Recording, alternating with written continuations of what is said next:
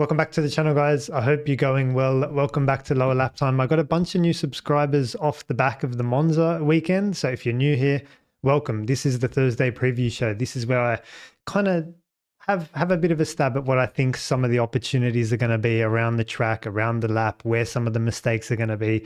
Every track is different. Every condition is different. It's funny when they come on like the Sky Sports and they go, oh, Monza's a really unique track. We don't have too many tracks like that. And I'm like, they're all unique.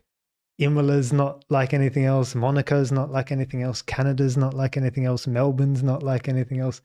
Texas is not like any. Do you know what I mean? What's Baku got to do with Qatar? Got to do with they're all unique. So I love it when they say that. Hello to everyone in the chat. You definitely made me feel better jumping on here.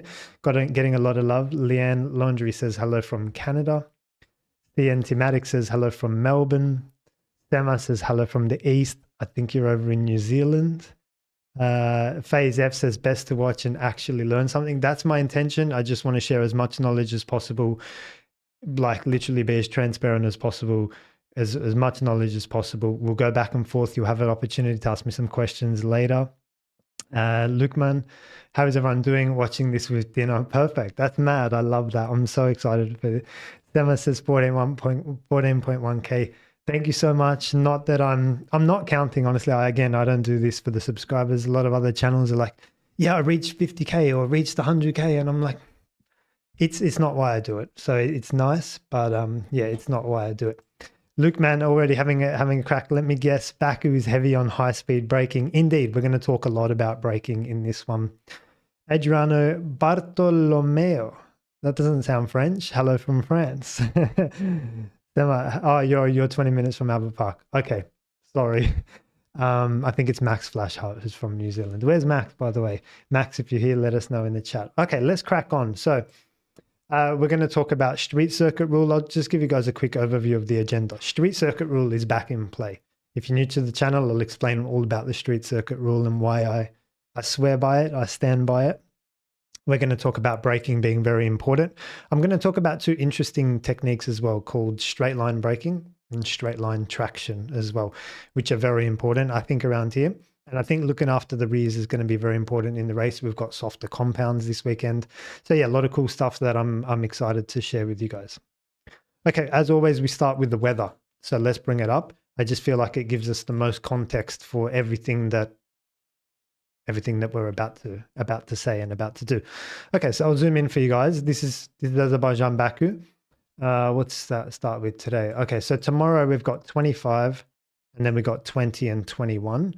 I look at the precipitation here in millimeters. We've got 1.93 and 0.1. That's not high, but there is chances of rain. I'll jump over to the rain graph in a second. This is unusual for Baku. I don't normally see this.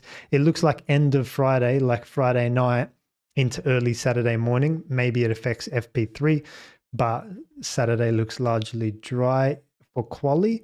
The one thing I also want to have a look at here is the wind. So we got 5 meters. This is meters per second. This is quite strong, guys. 5 and then 11 and 10. This is a story that's going to change because what they set up for on Friday with the wind speed in a certain amount, 5 meters, and then maybe it changes direction. It could definitely get stronger. I'm not sure about the direction, but that's a doubling or more and meters per second is quite quick. So Baku's pretty windy. It's going to get dusty and sandy and the cars are going to be sensitive to that as well. So I thought I'd just show that to you guys. The other one was the precipitation. I like to see when that rainfall is going to come.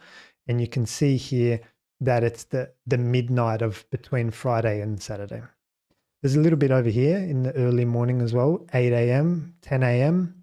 So yeah, maybe a little bit wet for FP3. That's about it. Cool. So that's one of the most insightful weather stories I've told you guys. So I'm happy with that. But yeah, I just see the wind being the most important thing there, guys. Okay. Street circuit rule. So if you're new to the channel, I've invented the street circuit rule. I'm going to say it how it is. The street circuit rule, I apply it to Monaco, Baku, Vegas, anywhere where a mistake can cost you confidence. It might not necessarily cost you in terms of, you know, you make a mistake in practice and then you repair the car and that's fine, but it costs you in confidence, and these are confidence circuits. So the street circuit rule, let's take Monaco for example, it says that in FP1 and FP2 on Friday, you don't need to do anything special. The track is dusty, it's windy, it's your first time here, we haven't driven for 2 weeks, a lot has happened. Just go out there and just literally just the first few laps, just get the muscles warm, clean up the track, you know, make sure the engine works, make sure your systems work, radio check. It just needs to be all of that, particularly if you're a rookie. You do not want to be sticking it in the wall in the first few minutes of FP1, FP2. You literally just need to get through that day. It's a tough day. It's very difficult to hit your braking points. And because if you're a little bit deep, you push a braking point a little bit deep, bang, you're in the wall. That's Monaco, Baku, and Vegas for you. That's the street circuits. That's why we love them, because they're so unforgiving. But the thing is, when that happens, let's say you have a crash in FP2, for example, when you go in the wall, your confidence as a driver just goes, damn, you know, like, yeah, you feel a little bit like, then it's all that. So you walk back to the pits, the team are rebuilding the car. Meanwhile, your teammates out there pounding around, getting data, getting information, getting confidence, building, growing that weekend. And so a crash, I think, just puts you back a little bit.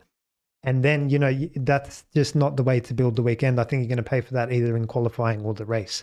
So some examples of that, like if you recall back to last year, Franco Colapinto broke the street circuit rule. He crashed this time last year in Baku. Charles Leclerc had a crash in Baku last year. I'm going to bring up a picture of some of Charles's crashes in Baku. But he had a crash, and it turned out Oscar had better long life tire run, nabs him, gets him down into turn 1 and goes on to win that race. And it's like, Charles, you had the speed, but you didn't do the homework. And that's why Oscar won that one. If you just cast your minds back to recently, Oscar and Lando super close all weekend in qualifying in Melbourne. And Oscar puts it in the wall in the practice session at turn 1. The nose goes in the wall. Lando out qualifies him. Lando gets the win. It is very important. So I'll explain visually what I'm talking about, because I'm a very visual person. I like to learn visually and I like to teach visually as well. So this is your confidence plotted against time. And this is what you need to do for this weekend. In FP1, you've just got to take a jump, complete, and just tick that off. And as this weekend goes and unfolds, you just want to be building your confidence. FP2, tick, no dramas, no hassles. Don't worry about lap time in these sessions. Not that important. You just need to get through, come home, have a shower, have your dinner, do your little debrief, and have a good sleep and get ready. FP3, it's kind of back to FP1 conditions again. You just want to learn again. The wind has gotten stronger. Maybe it's changed direction. It's a new day. The track temperature is different. All you want to do is just get back out there and then just do your normal FP1. Again, take another step and just build your confidence. And then you got 3 sessions in qualifying, Q1, Q2, Q3. It's really important that you find this peak level of confidence. That's very important, because that's going to give you the best qualifying result. What happens is, with a lot of people that break my street circuit rule, is they might do their FP1 and then they have a crash in FP2. And what happens is the confidence takes a little drop there. And then let's say you do follow everything as usual, do a normal FP3, normal qualifying, you're not quite at the same level as someone who's completed the weekend entirely. And I feel like that difference is lap time. And that means you're going to get out qualified and or out raced. So that's why I think it's more important that you reach this peak confidence in qualifying than be super quick in FP1, because that's not a paying session. Does that make sense? I hope that makes sense. I've written here Monaco, Baku, and Vegas. It's most prevalent in Monaco, but I think it definitely applies to Baku. It applies to Vegas as well. These are any places where if you lock a tire slightly, you're in the wall, and this is going to happen. Your confidence is going to take a little drop there. So I hope that makes sense. And yeah, I just wanted to share that with you guys as well. Let's have a look, actually, just as I go back to the whiteboard, I just want to bring up the track map and have a look at it as well. We'll have a look at it together. Can you guys see that? Okay, sweet. Let's have a look. So this is the track. We normally go through the technical corners at this point, and I tell you, we got chicanes, we got hairpins, we got S's, we got double apexes, we got long corners, and you need front grip and so on. Baku's pretty interesting because there aren't many technical corners per se on this track, like decreasing radius, long corners, everything we've just come from in terms of Netherlands and Hungary is full of long corners, and it's all about tight lines and short corners and early entries and geometrical apexes. This track is like none of that. You could argue there's a bit of a chicane here, potentially. I'll just make that a bit bigger. So that's turn 5 and 6 here in the middle. You could argue, yes. I would say not so much. I mean, it is a chicane according to the definition, but there's that entry curb at turn 5 is very flat, very usable, and they're all using it. Very different to the Tamburello chicane in Imola, for example. You could argue as well that this is a bit of a chicane section, but it's not chicanes in the sense of like you need to set up the car to ride the chicanes with compliance and use the first entry curb, and I want to unload that tire and commit under brake. It's not like that. I don't see these chicanes like that. I just see these as do a good job, be clean, and that's it. So where I see most of the interesting opportunities around here has got to do with, funnily enough, the speeds that you're doing here. So I'll just draw a quick graph on the side here. This will be downforce, and this will be speed. And these cars work with downforce, right? So at 0 kilometers, you're making zero. You're making no downforce. You're stationary in the pit lane, right? And as the speed comes on, the downforce builds, and I think it builds in this fashion, which means in the top end, in that sort of 200 or call it 150 to 200 or even further 300, in that upper end, like in the 200s, that's where all the downforce is being built. And I feel like we're below that. You know, you've got apex speeds of 85, 90, 85, 65, 105, 120, 100, 90, 85, 105. I feel like we're taking these corners in a situation where downforce is not significantly active. And what does that mean? Well, that means a lot. That means that you need to change completely the way you drive the car. When downforce is significantly active, you can go after the pedals a lot more. You can hit the brakes a lot harder and a lot quicker and a lot sooner. And on the throttle on the exit, when downforce is pressing the car down super hard, yeah, you go for it. You can go after the throttle heavy and you can chase the car with the pedals. However, I feel like in these situations with these types of corners, I'm just looking here, this one's at 85 and this is 115 as well. With these types of speeds, you can't do much with the pedals. You're very limited, particularly braking into turn 4. At that speed is tricky. Braking into 7, you saw Leclerc lock up, braking into 8. Everyone always locks up, ends up in this wall, braking into 15. There's a little runoff over here, which a lot of cars go down. There's another runoff here. Braking from these speeds, the car is just a bit clumsy. In addition to that, you've got Baku just being low grip and slippery and dusty and so on. So the cars are not that capable. They're a little bit clumsy at these low speeds. And that's why I want to tell you guys about straight line braking and straight line traction as well. But yeah, it's more progressive. You need to generally be a lot more progressive with the car. So progressive on your brake introduction, progressive on your steering wheel, progressive on your throttle introduction. You just got to wait and literally baby the car.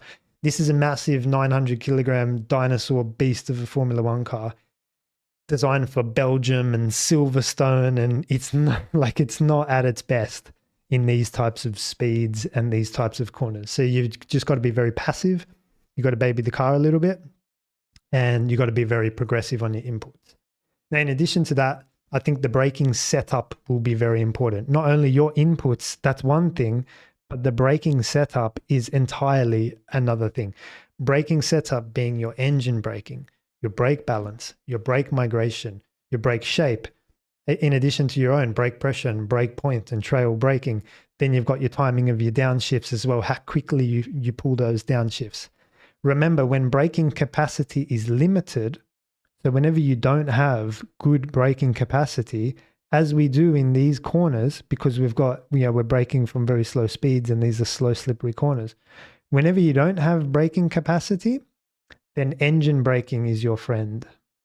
And engine braking, you want to turn it up and you want to hammer the downshifts as much as possible, because we just spoke about being progressive with the brake pedal. So you can't go after the brake pedal like you would at Spain turn 1, for example, where that's the braking doing the lion's share of slowing the car down. In this particular case, like, you don't have that. You're quite clumsy braking into 3, 4, and 5. But what you do have is your gears and your downshifting. So you can wind the engine braking up, the setting, and then you can also pull back really hard with the gears. That's definitely something I'd be recommending in qualifying. I'm going to show you guys some telemetry later on between Leclerc and Carlos, and I'll show you guys engine braking in action. I'll show you guys how Leclerc uses it beautifully into turn 1 and into turn 15 as well. So yeah, I'll talk a little bit about that as well. Actually, that's the next on my agenda. So let me pull that up for you now. You just bear with me 2 seconds. I'll pull it up.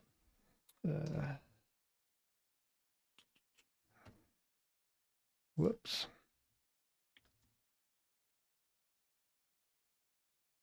Okay. So we're talking about braking capacity being limited and making up for that with engine braking. So if I go 2024 and I go Azerbaijan and I go qualifying and I go Leclerc signs and I go select fastest laps. Thank you very much. Have a look at this, guys. So engine braking, remember everything I just said, pull back hard with the gears, get the RPM up. That's going to help you in terms of your braking capacity. Let's have a look at turn 1. We've got Leclerc in red, Carlos Sainz in white. So Carlos loses a bit of time here. You see the delta go up in Leclerc's favor. He loses nearly, 7/100ths of a second. So nearly a 10th of a second. And have a look at the braking. You see Carlos Sainz in white is braking earlier than Charles Leclerc. And you say, well, why is that? The engineers are going to look at that and they're going to go to Carlos.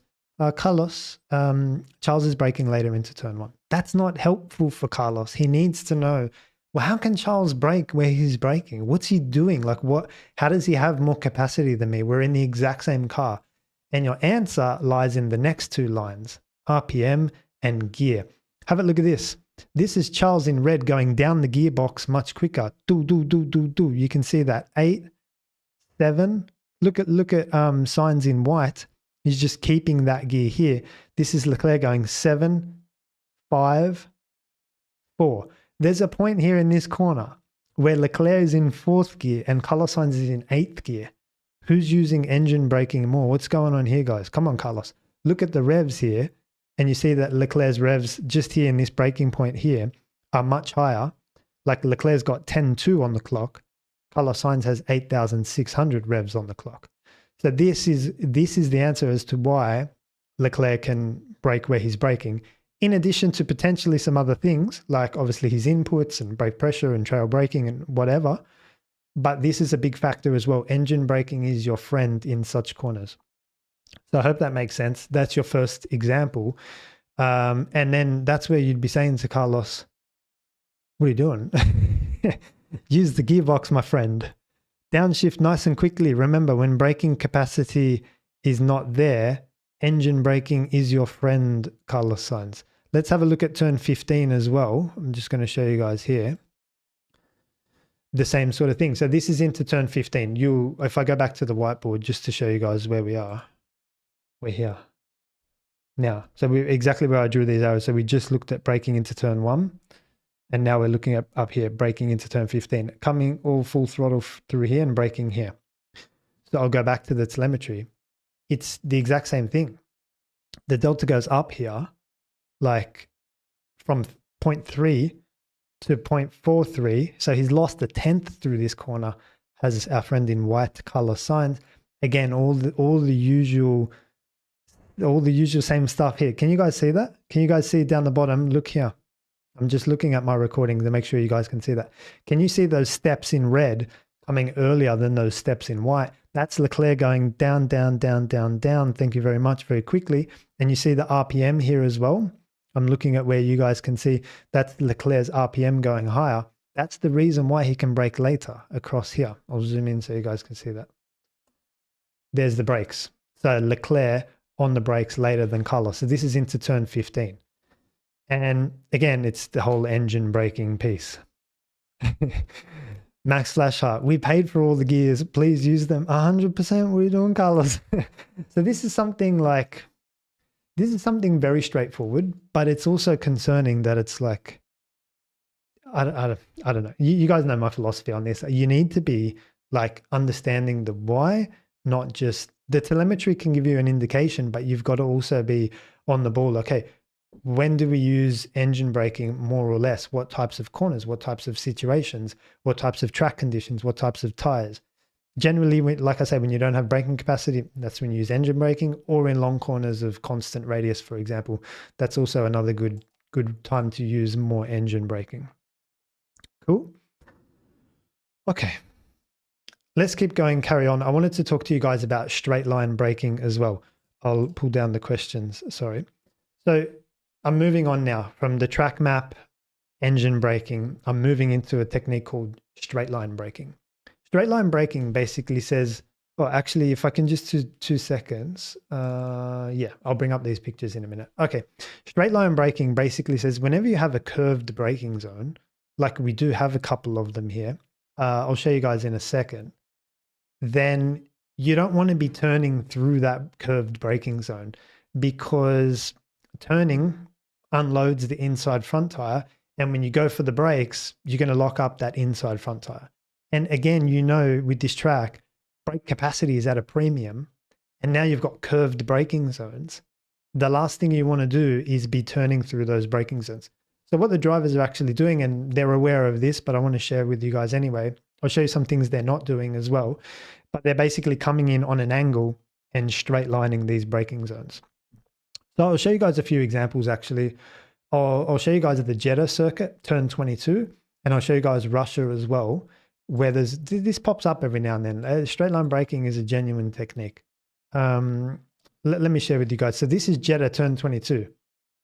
This is where straight line braking, you'll see a lot of lockups into here. So you see between 21 and 22, you see this curved braking zone into turn 22. This is where Oscar overtook Hamilton spectacularly. This curved braking zone is not helpful. And there would be an argument to say, okay, we want to maybe leverage some straight line braking into here. So let me just show you guys a few pictures of what that looks like. And actually, I took these from F1 Academy when I was doing some work with one of them, helping them. Have a look here.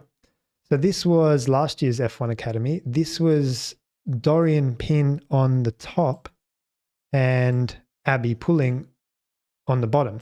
Have a look at their lines. I'll just zoom in so you guys can see that. I'm looking at what you guys can see. Have a look at their lines into such a corner. This is coming into the curved braking zone of turn 22. I'll show you why this is relevant to Baku in a second, but this is a good example of straight line braking. So what Dorian Pin is doing at the top is I'll go out a little bit wider with the idea that I just want to straight line this braking zone. I want the steering wheel straight while I'm braking. Whereas in the bottom, Abby Pulling saying, I'm turning through this braking zone. I'll get there quicker. I'll get there sooner because I'm taking shortest distance to turn 22. But the compromise is you'll be steering while you're braking. So when you're steering to the right, you're unloading the right inside right front tire. Guess who has a nice little lock up there into turn 22? Abby Pulling. So these are the differences, guys. So like I wouldn't expect them to know that at this level, but actually Dorian Pin does. So interesting. I'm not sure who her team of coaches are, for example, but that's an example of Dorian getting the steering wheel straight. Abby's still turning through that corner. And look at that. There's the lockup, case in point. Does that make sense? Cool. So I'll show you guys as well. There's another example in Russia. We don't go to Russia anymore, but the track map I'll show you guys. Where are we? Where's the Russian one? It's here. Turn 12 and 13. There it is. So you see that curved. It's after a long straight, by the way. They're coming in here at 325, very quick. And in the chat, let me know who crashed here in Russia, if you can. But this is a curved braking zone as well, high speed. And so if you hug this top aqua line all the way down, you can see that you're doing a curved braking zone. But if you come from the other side and then just straighten the steering wheel and fire it in and brake nice and straight, you can brake later, you can brake harder, you can put the brake balance forward, you've got more braking capacity, tick, tick, tick, tick, tick. So the question is always, is it worth it? So I encourage drivers to try. But anyway, in Russia, there's a nice curved braking zone here as well. In the chat, let me know. I'll take a quick drink. Yeah, you guys are straight onto it. Nemo, Adam, Carlos. Yeah, very good. So let me show that to you guys now. We'll have a look at what happened together.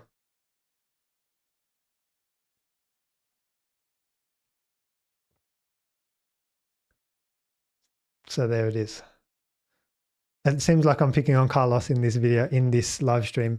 I'm not, but he did crash. This is what happened. So you see the steering wheel turned here, and he hasn't managed to get it straight. And he's turned the steering wheel and hammered the brakes. And those two things combined here means that as he pushes the brakes, you'll see some smoke appear here on the unloaded left front, and he's already on opposite lock. So everything's locked. He's locked up that inside front, the unloaded one, and the rear as well.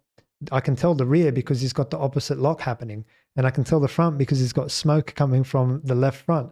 There's the rear, and yeah, he's straight to the scene of the accident. So I'll just play that through for you guys again. So yeah, what you want to do is come in on an angle and straight line this braking zone.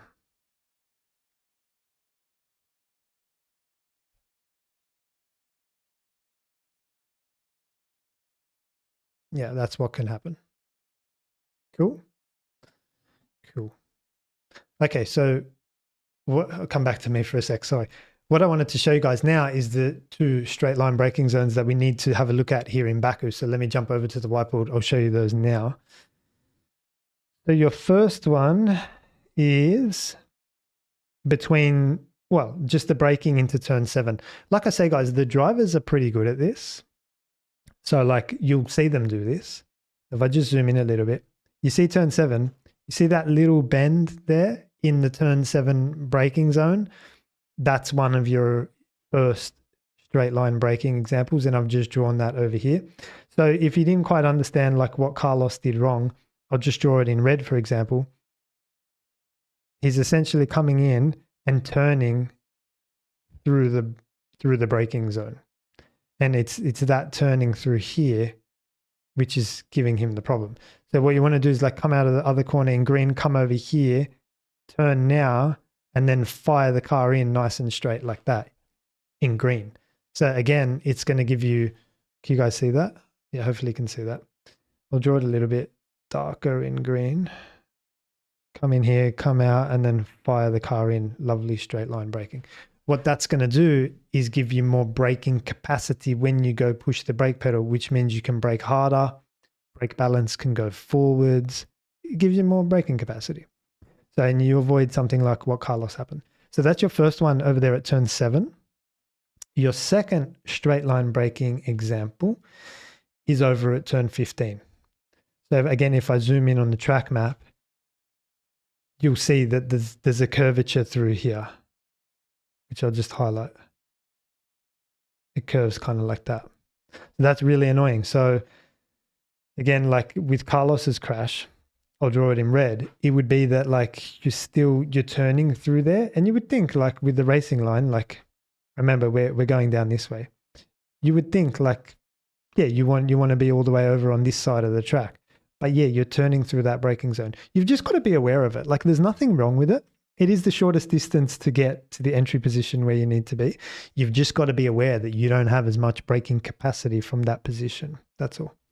So in green, what you'll see a lot of the other drivers doing, like I said, the drivers are pretty good at this. So this is, I don't think this will be a story, but maybe you never know, famous last words. They come in here, get the car straight, and then bang, just straight fire it into that braking zone. So they meet the same point, but it's just when they go to brake, they've got that nice straight line. Again, it gives you more braking capacity into turn 15. Very important. This is where you've got your runoff over here. You'll see a lot of guys do donuts and continue.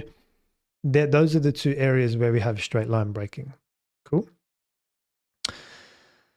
Now, similarly, I wanted to talk to you guys about straight line traction as well. Same sort of thing. There's situations on this track where two corners are separated very quickly, and you'll see like if you ask someone to draw the racing line through these corners, it's like you draw like the S shape, and I'll show you why that's a problem.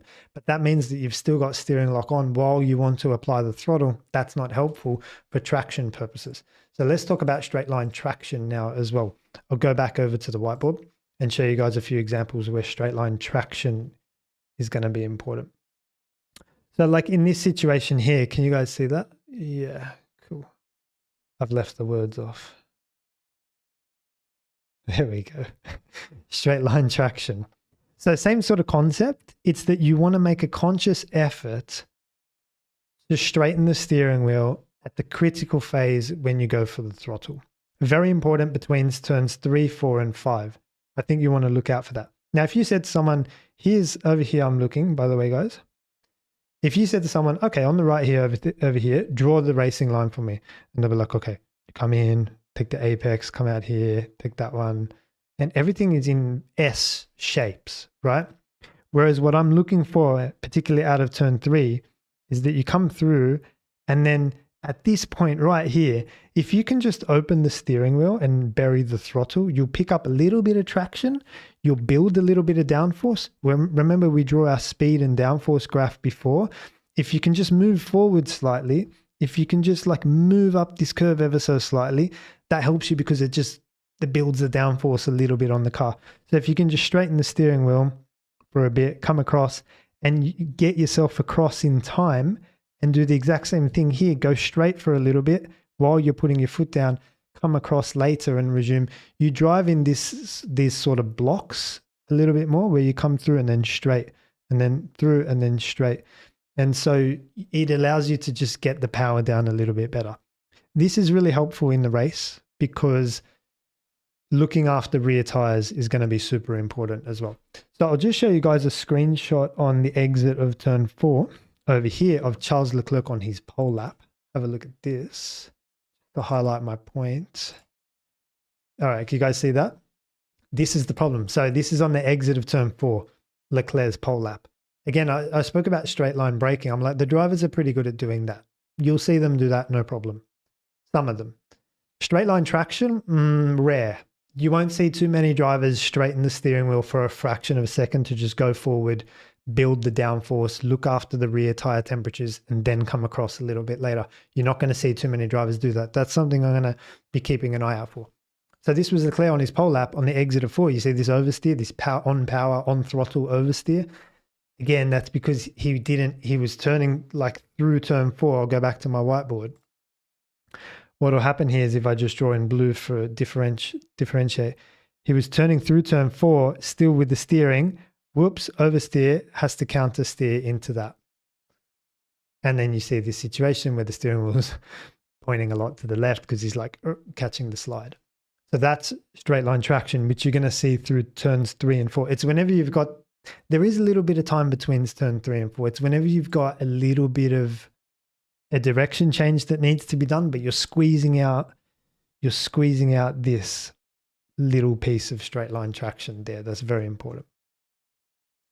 I don't see too many other places. I think here as well, potentially between like you got to do this in micro amounts through the whole section. But I think through here, there's an opportunity to come through 8 and just straighten the steering wheel and go forward for a bit. And also on the exit of 12 as well, straight line traction is a thing. Not so much for 6 because I think, that there's a straight here. So I don't see that being a thing there, but definitely my eyes are here between 3 and 4 and 5, who just straightens the wheel and gets out of there.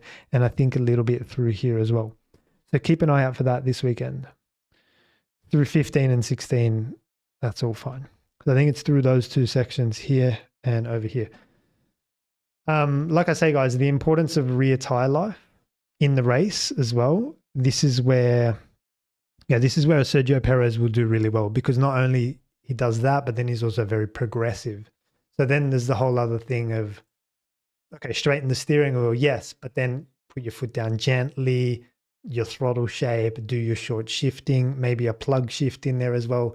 Anything to just get the car walking and moving forward to get that downforce, to build the downforce so you can then go full throttle. Very important in the race because you're on full tanks of fuel, you're on a harder compound of tire perhaps, maybe in dirty air. Really important in the race. And this is a track you can overtake on. So I'm not necessarily looking for that in quali. With the new C6 that they're bringing, light fuel or whatever, tires, whatever, you'll have enough capacity to just bury the throttle. But in the race, rear tires are going to be a limitation. Okay, so now that we're talking about tires, let's jump over and I'll show you guys what compounds we have this weekend. Okay, here it is. So I'll read it out to you. This is the extract from Pirelli. Can you guys see that? It's a bit small there. Might have to change Let me know if you guys can see that, but I will read it out to you as well. Pirelli is bringing the softest trio of 2025 compounds for the Azerbaijan Grand Prix, which is a step softer than last year. In fact, the C6 is back as the soft, having already been used in Imola, Monaco, and Montreal. The C5 is the medium, and therefore the C4 is the hard. So we got the C6 this weekend. On a street circuit with low levels of grip and wear, bringing the same selection as in 2024 would inevitably have led to a one-stop strategy. At least this way, considering that this year's range suffers from much less graining, it opens up the possibility of a two-stop strategy. Moreover, it is clear that this year, most recently in Monza, you guys can see, cool, the teams and drivers have become adept at managing tyres well, so that the race is unlikely to see very different strategies. Although it's a street track, Baku has some very long straights where the cars hit very high top speeds. That place significant vertical load on the tyres. Cool. They went a long way around to say, we got the C6 here. So last year, as they allude to, this is what happened. You've got Piastri pitting on lap 15, Leclerc pitting on lap 16. They pretty much bolt on the hard and go to the end. So that's, although this was a really good race, typically those races are boring, but this was a really good race. I thought it was a very nice fight between the two of them. Piastri with a beautiful, forensically executed pass down the inside of turn one on Leclerc. Leclerc ran out of rear tyre life. And it's interesting because Piastri was following the whole time. So Leclerc, again, you guys saw the shot from the quali lap in 24 with the exit oversteer. It's that. So I think Leclerc's better at straight line braking. I think he would clean up a touch, just a touch clean up the straight line traction as well. Okay, we're moving through nicely, much quicker than usual. Let's talk about my predictions. I feel like I always struggle with this. I'm not a good predictor. I feel like this track with its progressive inputs reminds me of Miami. Miami is very similar. Miami is all about trim the wings off, get straight line speed, and you're braking with this no downforce situation. You're braking into these corners with like no grip, basically. It's all, Miami is very progressive as well. Very progressive inputs, progressive braking, user engine braking, progressive on throttle, progressive steer, everything's progressive. So in that race, Max got pole and Lando was ahead of Oscar. So whether or not we see that happen this weekend, I'm not sure, but I thought I'd put that out there. For me, 100% Miami correlates with Baku in terms of your driving technique. Whether or not I'm going to extrapolate to say Max is going to get pole and Lando is going to beat Oscar, I'm not sure. But that's my best guess, I reckon.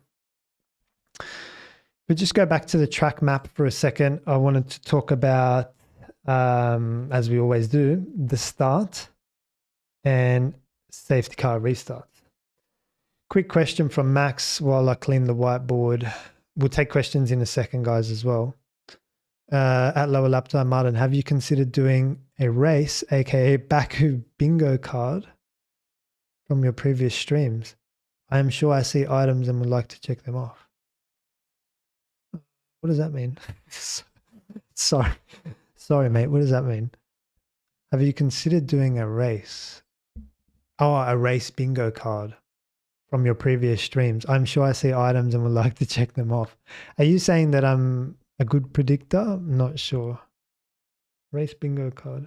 Yeah, I think my live streams, you know, I don't get everything right, but I think I'm directionally correct. Yeah, look, sometimes if I feel like I nailed it, then I'll pull up the live stream and I'll pull up my prediction in the live stream, and then I'll pull up go to my shorts section on YouTube. Sometimes I think I get it close, but yeah. No, I'm not going to do the bingo card thing. You guys do the bingo card and send me an email. Okay. What did I want to talk about? Oh, I wanted to talk about turn one, lap one and safety car restarts. Okay, let's start with turn one, lap one. Turn one, lap one.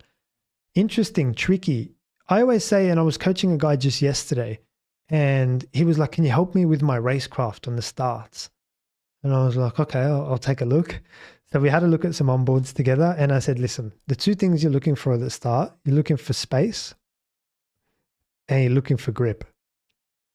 If you can get one of those things, like if you go where there's space, okay, great.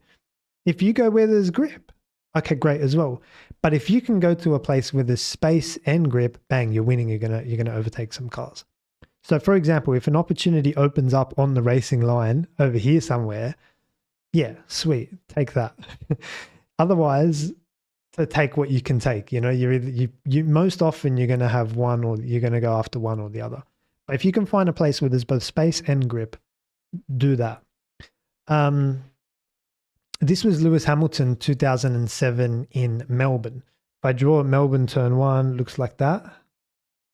And you saw Hamilton, if I draw in red, he was coming across here, and then he made this dart across here. So he found the place where there was both space and grip, and he wrapped everyone up around the outside. So he managed to find both of those. So if you can do that, that's my only advice for the start. Stay out of trouble, of course. The next thing we need to talk about is safety car restarts.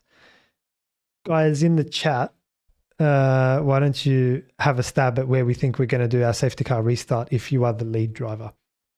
Very important. We got a long straight. Your options are straight out of turn 16. You see that? Straight out of turn 16 is an option. Out of 15 is an option. Halfway down, you know, you can cruise down the straight, and let's call it here. Out of 19 is an option as well. You might even do a little bit of weaving and then just kind of hit it after turn 20 as well. I mean, look where the start-finish straight. Look where the start-finish line is. So there's no racing before then. It's actually not a bad option. If you go out on 16, you know, you got to tow the car down. There'll be no DRS, remember, on that lap. But you could be under attack. Let's have a look at the chat. This is tricky. That's tricky.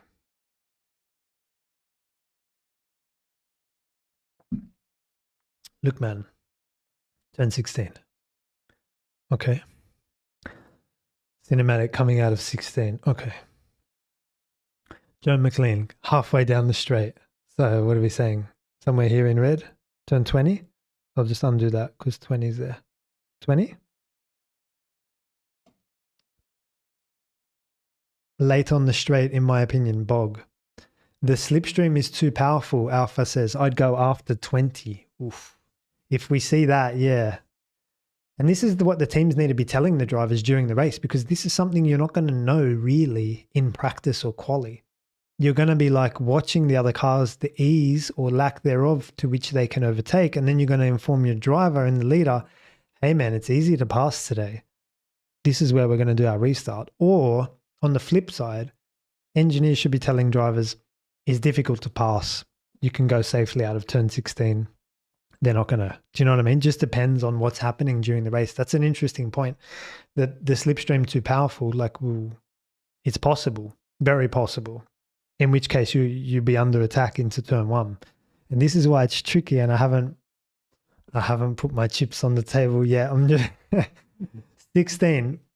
Would you do it the safety car? Would you hit the safety car if you start at 15? Yes, but you'd plan something like that out, right? If you were going to go at turn 15, you'd go nice and slowly through here, let the safety car get off the hook, you know, and you'd make sure, like if you were going to go at 15, you'd prepare for that. The only problem though, which has been happening lately, the safety car lights, like let's say you're the lead car and you're over here, the safety car lights only go out here. So you don't have as much forewarning as usual.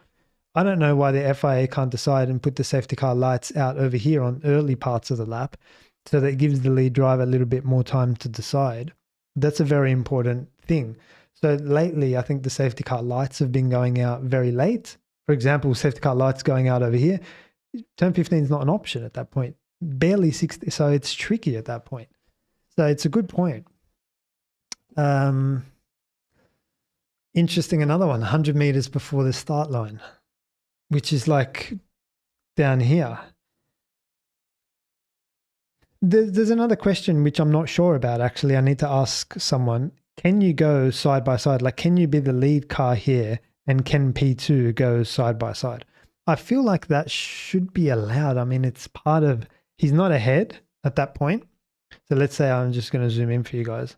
Let's say this is car 1 here and this is car 2, and they're alongside, is that legal? Apparently it's not legal after Abu Dhabi 2021, which means then, yeah, if that's the case, then yeah, just drive slow here and nail it here. There's no way that they can get in the situation where they're going to be. It's going to be like car 1 and car 2 following. Yeah, it makes it much easier. So Joe McLean says they ruled it out after Verstappen, and that's what I thought. Which makes it, you know what that does though? It makes it more attractive to do it where who said it? Sorry, I can't remember who said it. But yeah, it makes it here. Buki Nick also said it. Go on the start. It makes it, if you can't pull alongside, it makes it more attractive to go just before the start finish line and just pull to the inside. There's no way that they're going to slipstream you, and if you just pull to the inside, then you're fine as well. Honestly, guys, I'm going to have to put my chips somewhere, but I don't have an obvious answer. I just feel like there's the chance that you can come through 16 and get the steering wheel straight slightly earlier and then go down the pitch straight. But if in the race, I'd be talking to my team and be saying, hey, if I'm the leader, you need to keep me updated with the ease that cars. How easy is it for P15 to overtake P14? You need to keep your eye on that for me. Can they do it without DRS? Like, is it straightforward? Because if I get a restart and I want to go at 16, am I going to be under attack? If the answer is no, with no DRS, 16 would be my preference. If the answer is yes, it's quite straightforward to overtake today and slipstream is very powerful, then I'd be doing it, somewhere down here. So I think I need more information to answer the question. I think out of 16 is conventional place to do it. You just come through here, make sure you get the steering wheel straight first and then just accelerate. You're going to aero wash your friend through 18 and 19 a little bit. And then, it's a long run down here. It's tricky. So I need more information and I'll be watching that. So I'll be watching the race between all of the cars, P1 to P20, and I want to see the ease to which they're overtaking. And if it looks too easy for whatever reason, then I'd change my strategy and I'd go just before over here as to not give a slipstream through this section of racetrack. But if it looks difficult and there's no DRS, then I'll go out of 16. Turn 16 is the safest bet, Lukman. Okay. Cool. We got there in the end. I think it's going to be, Sorry, guys. Like, I have to be honest. Like, if it's just, come back to me. Yeah, it's just like that. You just got to read that race and make a call. All right, guys, I want to answer your questions. We are on time. Let's have a break for 2 minutes and stick any questions that you have for me in the chat. I'll open it up. I'll answer whatever questions you have and we'll go from there. So we'll be back in 2 minutes. All righty, we're back. Let's have a look. First question. Alex the Kid asks, why do F1 drivers not have coaches? Some of them do. I mean, Alex Albon explained it recently in a podcast. He was like, some teams do it where the race engineer acts as a coach.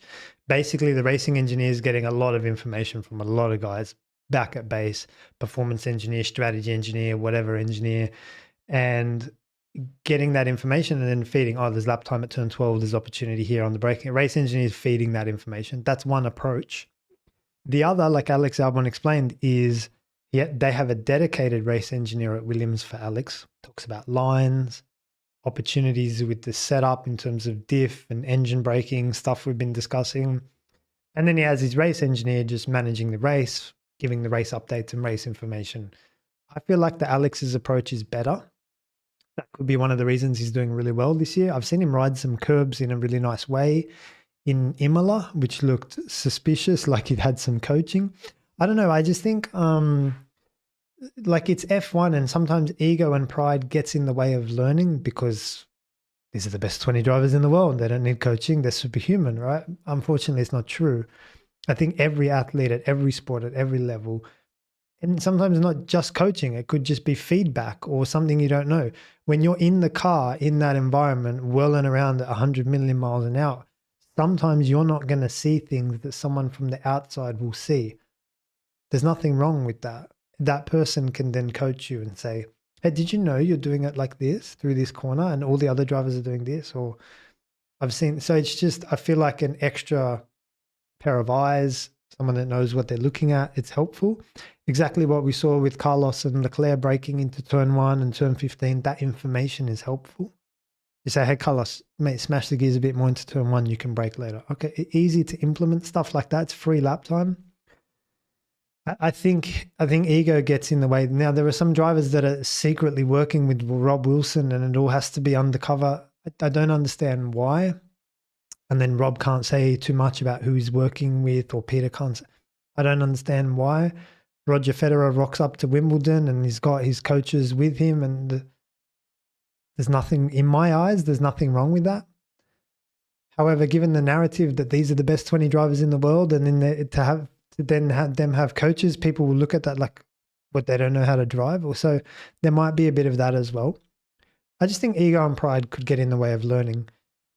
And I think you'll see, like with the rookies as well, like in Melbourne, like none of them finished the first race in Melbourne. Yeah, it was wet, but they all got hammered. Oh, Kimi Antonelli did well in Melbourne, but the other 5 got hammered. They were all like out. And then in Silverstone, they were all out as well. If you look at the bottom left of the ladder, the tally in Silverstone, it's like Antonelli out, Behrman out, Colapinto out. What, like they're all doing out. In Melbourne, doing out, Hadjar out, Behrman out. Like it was just crazy. I don't think they're coming in that well prepared. They're coming in with big social media profiles. They're coming in with big money and big sponsorship. The art of driving is gone missing. That's something I'm trying to push for with this channel, is like promoting driving technique and how important it is, impact of steering wheel and braking setup, everything we've been talking about. So that's my best guess as to why they don't, or some of them don't. And then if some of them do, then it's secretive. So it's a little bit suspicious. I hope I answered your question. I'm not sure I did, but yeah. Okay, let me go down. Give me a sec. My chat is frozen. Sorry, there's a lot of questions, so I want to go in order. Max Flashheart has the first or second one. Do you think the C6 will work as a quali tire? Yes, it will work, but it will be important to know, do the rears overheat actually during the lap itself?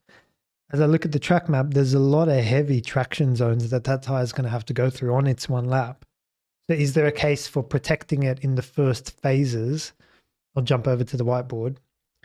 Let's get rid of all our safety car work. Hang on. Got my mud on. Here we go. There's a lot of heavy traction zones here, right? So is there a case for protecting the tire on the exit of these corners so that you can have, you know, a little more traction purchase on the exit of some of these corners? There's a lot of slow speed traction here. There might be an argument for that. All you've got to do is keep an eye on your rear tire temperatures over the lap. Okay, they started at 80. They ended up at 170. I'm exaggerating so you can see. Okay, we have a problem here.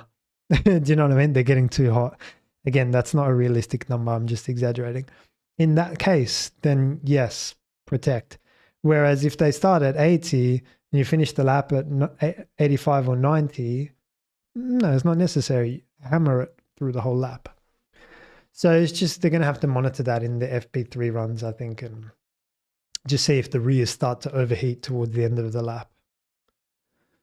I hope that helps, Max. AL question, why was Checo better than Max in Baku? Was it anything specific to his driving technique? I think it's the piece on this live stream, I'm not sure when you joined us, where I spoke about straight line traction. I think Checo was just a little bit more patient, played the long game in there, and like Max will come out of the corner and just, you want to chase the throttle. Max is on it, man. Max is like chasing lap time. And there's a case here in Baku for, no, just yeah, we'll play the long game, gentle throttle introductions. You've got to treat these tires like baby marshmallows and not cook them to just be patient. I'm not sure Max in his drive, like Max is the racing driver. Maybe he wasn't as patient as Checo in the critical traction zones. I'll be looking for the steering wheel nice and straight and gentle throttle introduction, your short shifting and your plug shifting, and maybe that as well, but I think it might be that maybe Max just chasing the throttle a little bit too much. Be quicker over one lap, but then over a race, yeah, you can be in trouble. I don't think it was like braking or carrying speed in the corner engine, but nothing like that. I think it was all on the exits. But I'm not sure. I would have to verify what I'm saying with telemetry. Look, man, how do we know when to start braking after a high speed straight into a slow speed secondary corner? Good question. Give me a little more context. Is this for these guys in F1 in Baku? Is this for you in the sim? Is this for you in a road car, or are you just talking generally? Like, is this karting, for example? Give me a little more context and I'll come back to that question. Just put it in the chat for me, please. CNC thematic. Why has Leclerc been so dominant in qualifying at this circuit? Oh, I didn't show you guys the picture I wanted to show you guys. Not sure if you'll like this. I'll bring your question down. These are all the crashes that Leclerc's had in Baku. In 2019 in qualifying, he crashed at turn 8. In 2021 in FP2, he crashed at turn 15. In 2023 in SQ3, he crashed at turn 5. And in 2024, last year, FP1, he crashed at turn 15. I think he's quick around here, Mr. Leclerc, but he's got an error of the unforced variety continually in his locker. And with the street circuit rule in play, I'll just bring up your question as well. With the street circuit rule very important, I think Leclerc if he could just focus on building him like he did in Monaco, just focus on building himself a weekend around here, then you're going to see consistency with the speed. So Leclerc's just good, like he's quick. So it's all areas. I mean, I showed you guys the telemetry against Carlos. I showed you guys how he was leveraging the engine braking. He's just better yeah, he's just good. So it'll be that, but then it'll be the speed. It'll be Leclerc with some nice lines. The circuit is largely about braking. So the braking input, when to brake, how much to brake, the trail braking in combination with your braking setup, engine braking, brake balance, brake migration, surely it's if it's any strength, it's Leclerc's feel for introducing the brake pedal have to be where the lap time is. Let me just see if Lukeman, did you get back to me? How do we know when to brake? Oh, for sim. Yeah, here we go. Okay. For sim, F3, F2, F1, especially in Baku. Okay. Let me go up to your question then. Oh, the chat's being annoying. So I just want to bring up the actual question. Martin, how do we know when to start braking after a high speed straight into a slow speed second 90-degree corner? For example, F3, F2, F1 in the sim. Well, they're tricky to see. So if I go back to the whiteboard, I'm talking about the brake markers here. So let's say turn 3. As you mentioned, what do you say? Second gear, 90-degree, bang, turn 3. So let's say you're braking into turn 3. They're really tricky to see. You're gonna fly past the 150. You're gonna fly past the 100. You're gonna fly past the 50. They're really hard to see. They're up against this wire mesh and they're extremely hard to see. For me at least, it's a combination of things. It's a combination of, yes, keeping your eyes on these if you can, but it's also a feeling for a moment. And it's not good because it's not accurate, but it's a feeling for like a rev pitch and the track rubbering in a little bit down here. And I don't know, it's just a feeling for that moment where the revs continue to climb, bang, you know it's time to brake. It's a bit like that. The only thing I'd say is, yeah, use these if you can. They're hard to see. If you can't see them, find something else. Find a concrete thing that you like, or find a tree, find a curve, find something static, not moving, that you can use as your braking reference as well if you can't see these breaker boards. And as per my philosophy, always start slow and build up to it. Yeah. Like if this is the 150, start here, and every lap just push it. Like once you've found your braking reference, and something you can see that's static, that's not moving. Yeah, just continually push it until you go, okay, it's, it's there. Definitely pull back with the gears and your engine braking. So I hope I gave you a few tips, but also there's a feeling as well. There's an intuition. There's a feeling for like the pitch or the revs, and you just know you're entering the braking zone as well. It's not reliable because that if you don't have that feel, you don't have that feel. And then you lean on all these other static things, but there is also a feel that like it's time to brake. So you just got to get into that repetition where it becomes instinct. So start early, look for your breaker boards, look for something static. And once you've done all that, try to find that feel, that instinct where it's like, okay, it's at that moment where you know it's time to brake. I hope that helps. Okay. Any more questions? Yeah, we got a couple more here. CN thematic, what are typical downforce levels here? Really low, as low as possible. The cornering speeds are so low that even if you have the big high wings on, I don't think they're going to do much because the speed's not there. Remember, you need speed to make downforce. So if you're not taking corners like Pouon and Radion and Eau Rouge, like these are just 90-degree Mickey Mouse, 90 kilometer, 85 kilometer. So even if you've got mega wings, you're not going to get that much purchase from them anyway. I'd just take all the wing off, to be honest. But yeah, not my job. That's going to be your performance engineer's job. Okay. Joe McLean, not a question, but a comment. The engineers should learn to be fast on the sim. They would be able to understand driver feedback and card setups. I 100% agree. Here. I agree. Joe McLean, even if you are the best in the world, you need a coach. I agree with your sentiment and your philosophy. That's very true. This is the only elite sport where coaches are considered abnormal. I agree 100%. And hopefully with the channel, you guys are on the same page. Alpha, when Angela Cullen stopped working with Hamilton, his performance tanked. Coincidence? Well, Angela's currently working with Lewis. So Angela's largely physical and mental. None of those pay, no, I don't want to say none of those, but that doesn't pay you in lap time as well as technical and tactical. Like if you had to pick, say, a technical and tactical coach like me or Rob Wilson, for example, or you had to pick Angela, who's the physical and mental coach, that doesn't pay you as much in lap time as this person.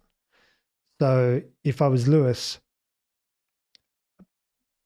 like find a technical and tactical coach to solve for lap time, and find a physical and mental coach to solve for physical and mental issues. Do you know what I mean? Like, I just feel like you need an ankle surgeon for ankle issue, not a physio. Do you know what I mean? Like, that's how I feel. Okay. Wow, there's a lot of questions. Okay. I mean, Reiha. Hope I pronounced your name correctly. We'll go for a couple more minutes and then we'll wrap up. How does Leclerc driving style explain his extreme high level on street circuits in Baku in particular? Hopefully I answered that before. I think it's got to do with the braking, that feel for the braking. And that's about it, really. I mean, that's all Baku demands. It's that really nice feel for the braking. I mean, Leclerc has other qualities, but I don't think that'd be necessarily helping here. In fact, we saw on the exit of turn 4, we saw the traction struggles that he was having. So it's not like he's a traction masterclass either. I think Leclerc's feel for when to brake that we spoke about in the question before is excellent, combined with the braking setup and the engine braking, which I spoke about in the telemetry. I'm not sure when you join the live stream, but I think it's that. Luke, man, okay, thanks for the answer. Yes, it's difficult, but I'll try. Okay, great. Okay, perfect. I think we got through most of the questions. If there's one more, I'll take one more. Last question from Yusuf. Do you think Max's weakness is only controlling traction? Yusuf, you might be new to the channel, my friend.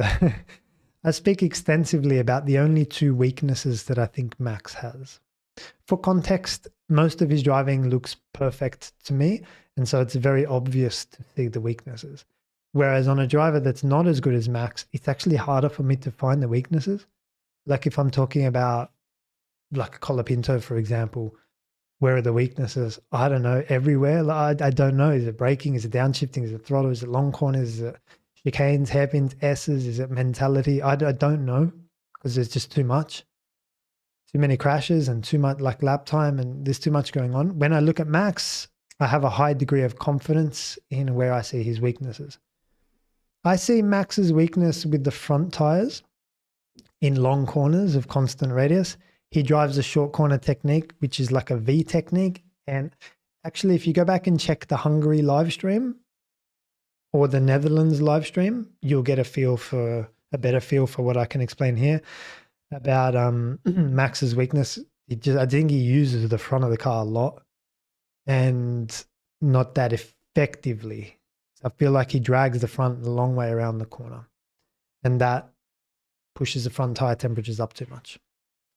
That's the first weakness. The second weakness, sometimes he loses his head in critical moments. I think we saw that in Spain as well. They're the only two that I know of. Do I think Max has a weakness in controlling traction? No, I don't think so. I think he's fine there. Yeah, Checo might be better, but we're splitting hairs.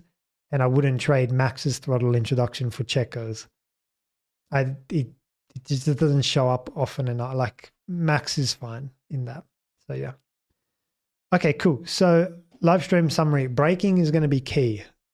So look for that. If you're watching a steering wheel, if you see rear tire temperatures, if you see braking setup, engine braking or brake balances, have a look out for that. Have a look at the straight line braking and straight line traction, very important as well. The street circuit rule is in action. If you see someone crash in practice tomorrow or Saturday, follow their weekend through. There's a high chance that they might not do as well as their teammate. And yeah, in the race as well, just have a look at who's opening the steering wheel. Straight line traction between turns 3, 4, and 5. Whoever's doing that is really advanced. So look, I hope the live stream helped you. I hope you learned something from it. I'll do some videos after FP1, FP2. I'll be doing videos and we'll see how I went and we'll see who's doing what. But yeah, again, I hope this video helped you and live stream helped you. Thanks for your questions. And yeah, I'll see you guys tomorrow.